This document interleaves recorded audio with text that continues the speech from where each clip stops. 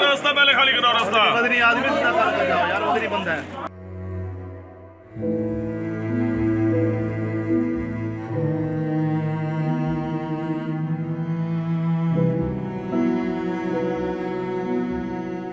पांच बाल ने, एक मेरा बिनोई है, एक मेरी हमशीर है, वो ठीक है ना, और सलंटर पट्टे छत तले है भैया पर नाला लगा रही। हां नाला लगा रही पिया।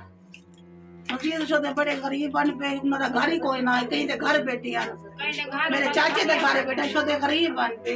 उम्र कितनी है? एक मेरी बतरी मेरी भांजी थी 18 साल है, बई थी 14 साल है, ते मेरा भांजे थी 15 साल है, एक थी 14 साल है, ते मेरे मियां 13 एक मेरा मांग छोटा मेरा भांजा है, 12 साल है, वो 12 साल है, सब कुछ छोटा 12 साल का है।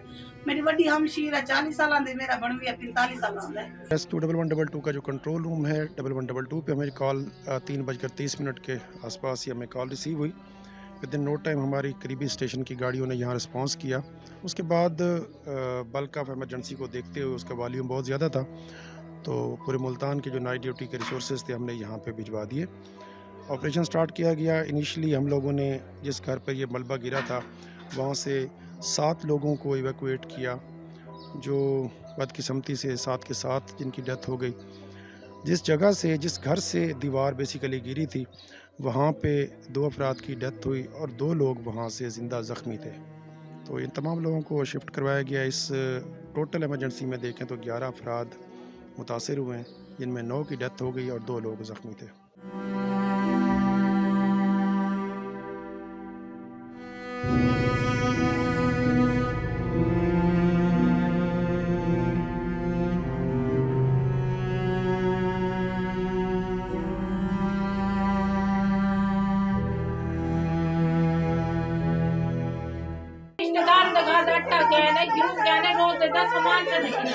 सानिया की में दे तो को किਵੇਂ पता लगे? तो बैठे ना सबका पता तो रोसे वाले होते ना तो छाता पई रोजे दा सामान किदे ने ते बस बंदे शहरी करान पे दो।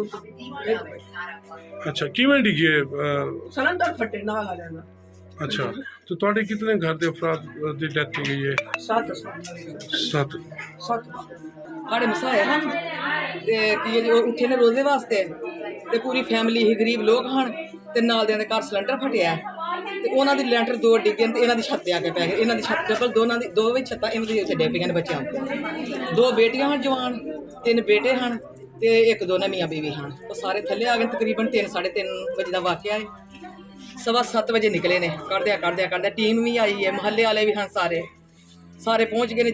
जिथे जिथे पता लग्या सारे पहुँच गए ने ते उन्होंने एक एक करदे जिहड़ा निकलिया ਉਹਦਾ कोई साह ही कोई साह ही हॉस्पिटल च लै गए ने। 7 ਦੇ 7 जी फौत हो गए ने ते नाल दे मसाए जिहड़े ने उन्हां दा बच्चा भी निकलिया 8-10 साल दा ही, वो भी फौत हो गया। हुण नाल दा जिहड़ा आदमी वो निकलदा जे पिया, हुण भी करदे को समझ लो वो भी फौत है। जी मेरे भाई ने जो फौत थी नाल नवाज आई, वो भी फौत थी।